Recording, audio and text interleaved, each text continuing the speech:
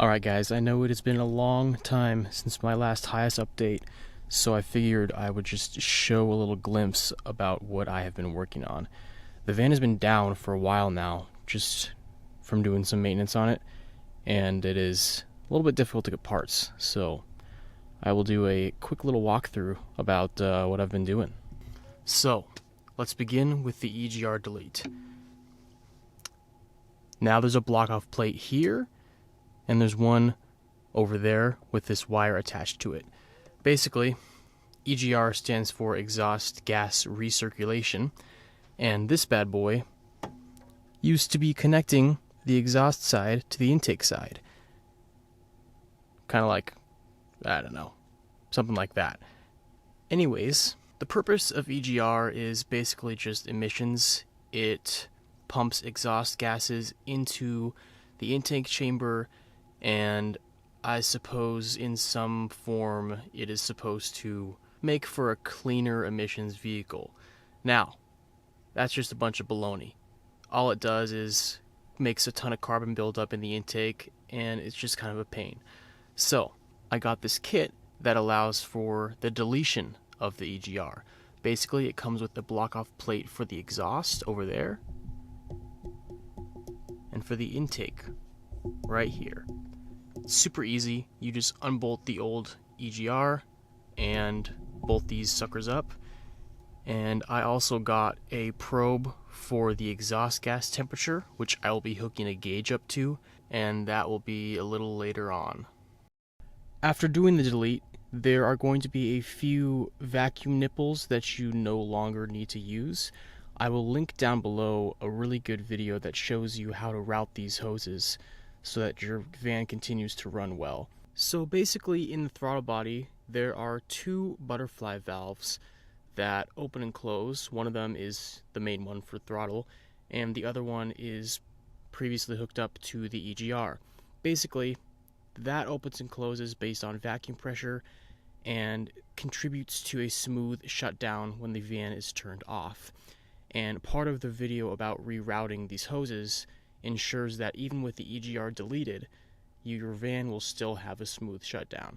I've done some reading on Facebook, and allegedly you can completely remove both of the throttle plates, and your van is supposed to run a lot better with more peppiness, but I decided just to leave them in just because I sort of wanted to leave it as close to stock as possible.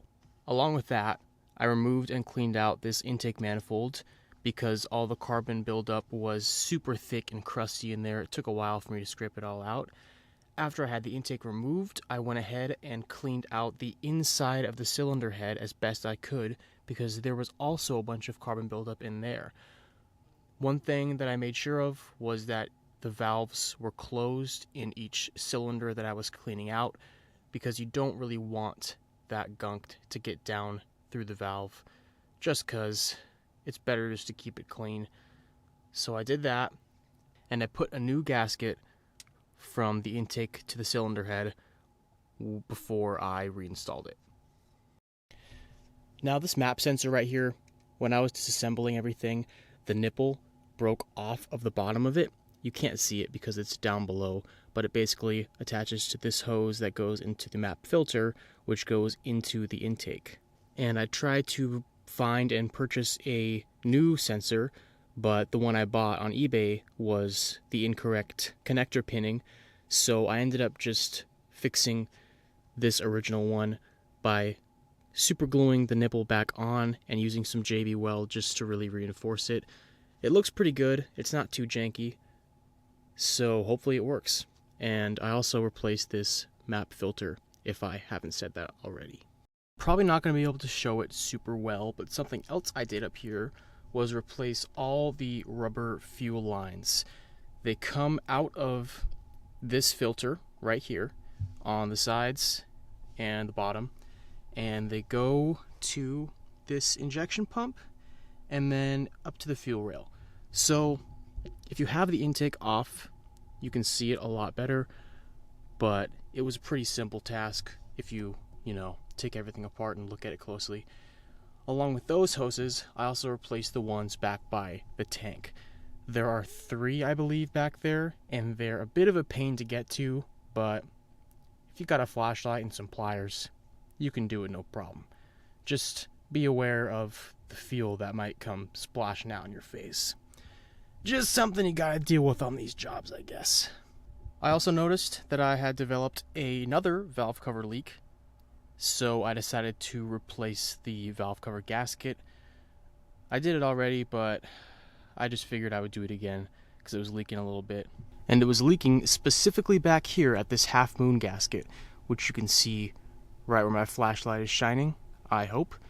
And basically I just don't think I used enough RTV on that part, so it just started seeping a little oil out again. So I suppose I didn't really have to replace the whole valve cover gasket, but I figured since I had it off, I might as well just replace it anyways. By the way, the whole thing that kickstarted this entire preventative maintenance deal was me wanting to replace the motor mounts. And luckily for me, that was pretty much the hardest part of this whole deal. Now, you can't really see it down there. Is my flashlight pointing down there? You can't even see it down there, but maybe you get what I mean. It's down there somewhere. Alright, well, I'm giving up on that, but basically, the one over here is pretty much directly underneath this intake pipe. And one thing I figured out by working on this van is ideally you remove as much as possible to make the job easier. So in the case of this motor mount, basically AC condenser, compressor, whatever it is, remove that. I removed the alternator, I removed this intake pipe, and by that point you pretty much have decent access to it. And same thing over here. I removed the power steering fluid reservoir and the fuel filter and just as many things as possible to make the job easier and more bearable. It was kind of a bear to get back in just because you have to put one side in before the other, and I wish I could explain it better. I should have videoed the process, but there's a bit of fussing about, I will say. The reason I say that's what kickstarted it all was because I had everything apart anyways once I did the mounts, so I figured it might as well be time to do everything else. So, up here, we got a 10-blade fan upgrade and a tuned fan clutch, so hopefully that will help with cooling a little bit better. Once I removed the original parts, I took a little gander at the original radiator, and it was messed up. I will include some photographs, and I just decided, you know what, I'm gonna buy a new radiator. So I did. And I bought the wrong one, and it wouldn't fit. It's for a newer version of the Hiace.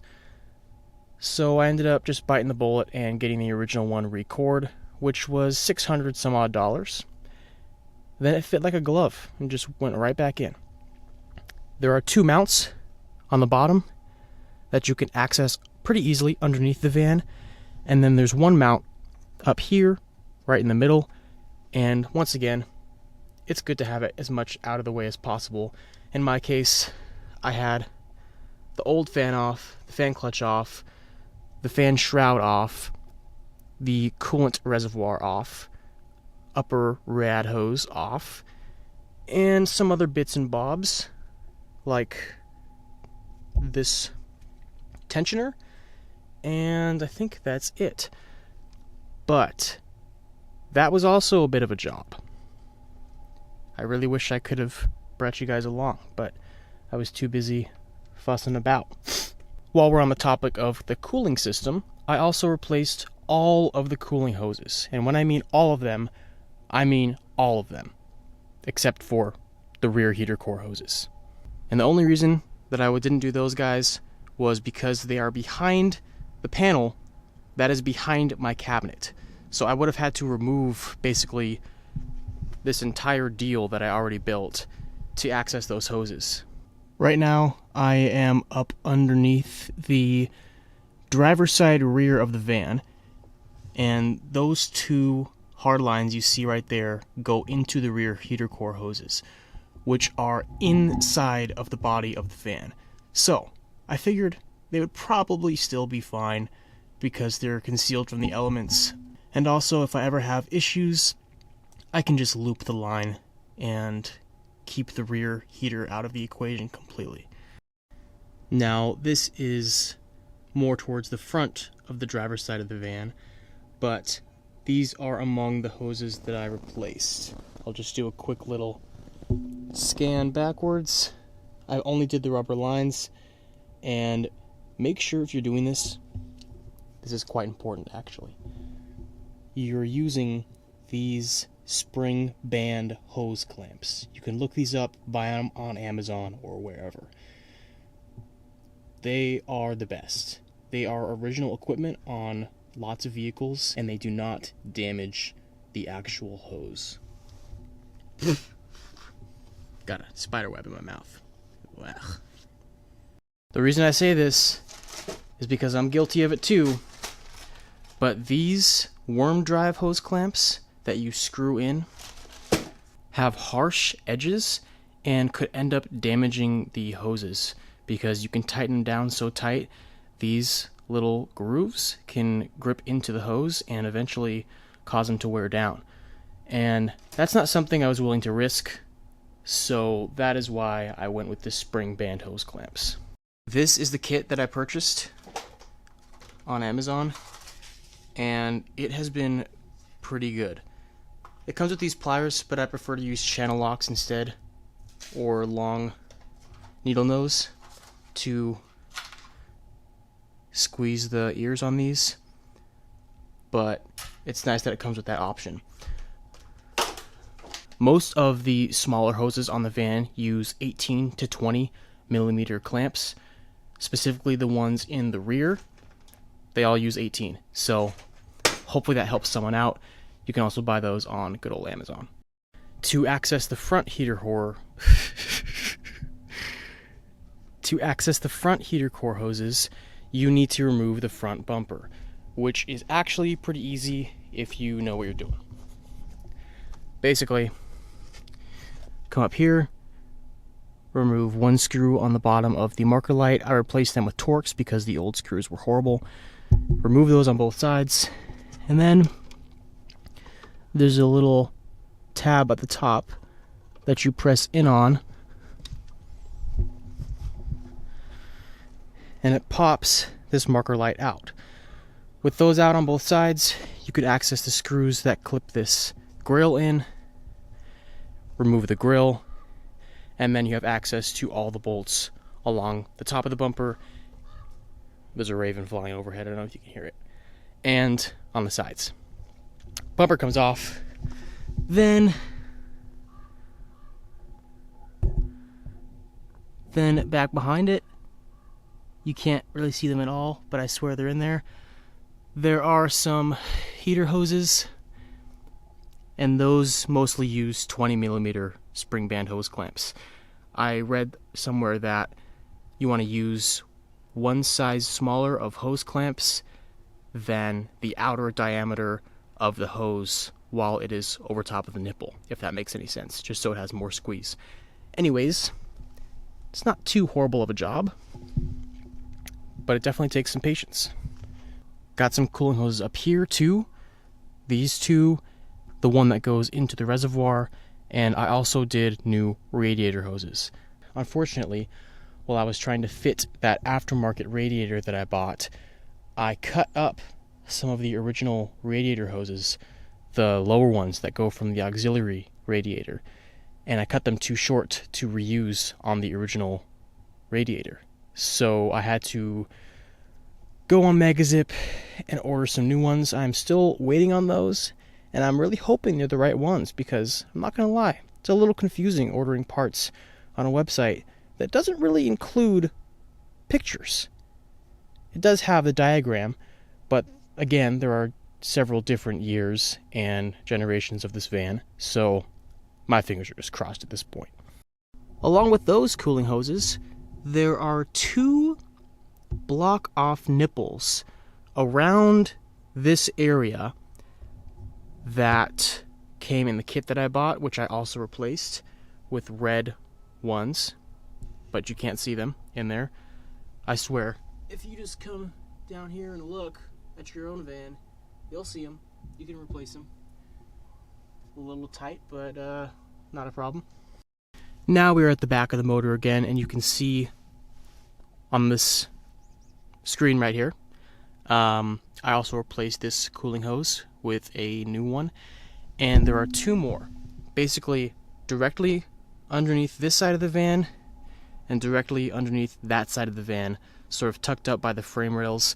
They're probably about as long as this flashlight, which I'd say is about 5 to 6 inches long. Those are kind of a pain to get to, but all I can say is good luck. You might also notice this extra plug sitting here. That is from the old EGR, and I just have it tucked over there. I'm hoping the engine doesn't throw any codes, because that would kind of suck, but fingers crossed once again. I'm going to keep this piece just in case I need it for some reason, but hopefully I don't. Also, check out my expert battery protection situation over here. Went to the auto parts store a while ago. Some old head told me you can put rubber gloves over the wire terminals to protect them from shorting out while you have the batteries disconnected. I didn't have any rubber gloves on hand, so I just used some towels, and they've been there for months and they're holding up just fine. So just some extra protection going on right there.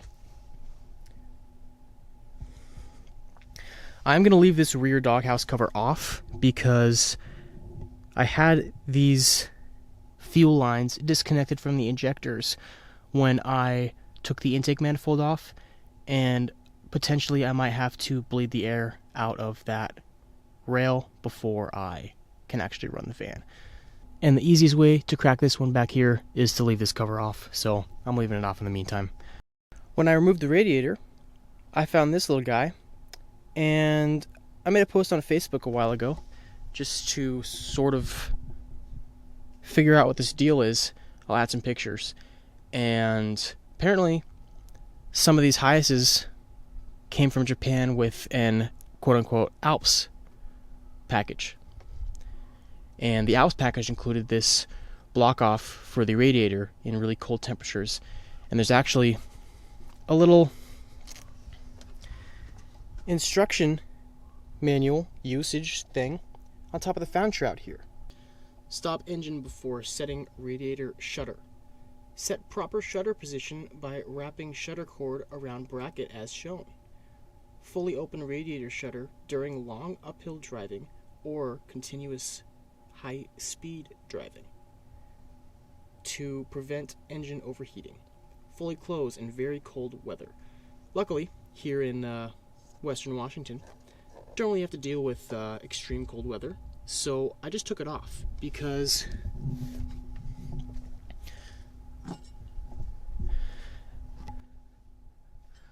the bracket that was sitting right here was kind of pissing me off anyways. It was just kind of in the way. So I removed it, and hopefully I won't regret it. I mean, I'm not really going to be taking any trips to Alaska in the wintertime anytime soon, so hopefully it's not an issue. Over on the driver's side again, I also replaced the thermostat and the seal. The old one I took out looked to be exactly the same one, and I guess I just replaced it because I didn't know what the original one was. You can see the bolt that's kind of to the left of my finger right there. That's for the top of the thermostat housing.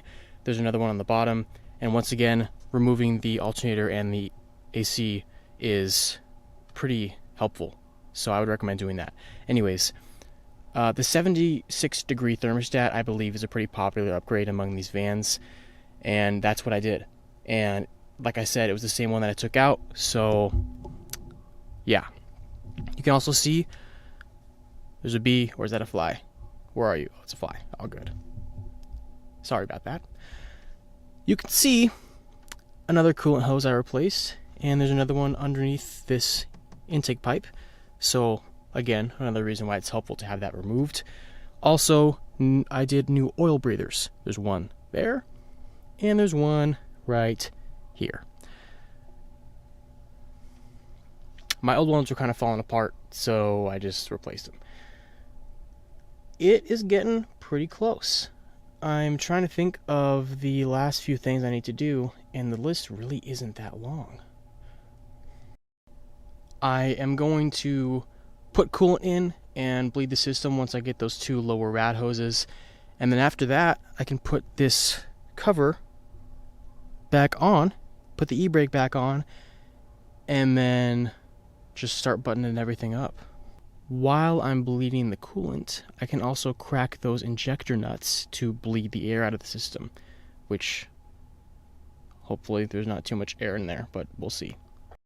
I would also like to get the ECU recapped because I've heard that's an issue that these vans have sometimes, and I believe it is right behind this passenger B-pillar, potentially.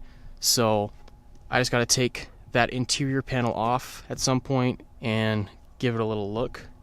Another thing I planned on doing was the rear transmission mount, because initially that's the first thing I tried to do, but the heads of the bolts were rounded off, so I didn't get to that. Also, it appears that there's a slight oil leak at what I believe is the turbo oil drain that goes back into the oil pan. So next time I do an oil change, I'm going to check up on that and see if that's something I can just seal up with the oil drained or something along those lines. So yeah, that's pretty much where we're at.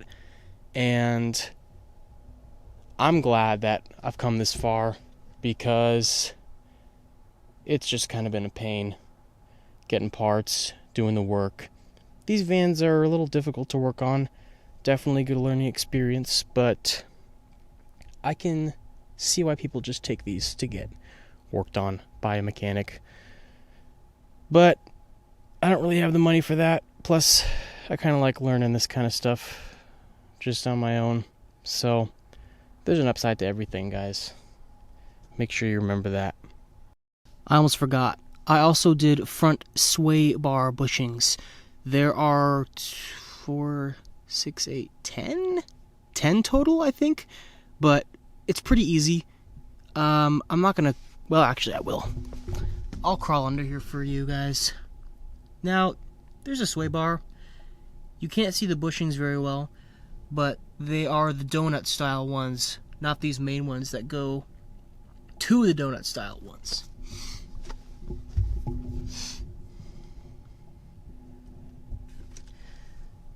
There we go. You can kind of see them right there on the top there. They look like little donuts. So there's 2 there.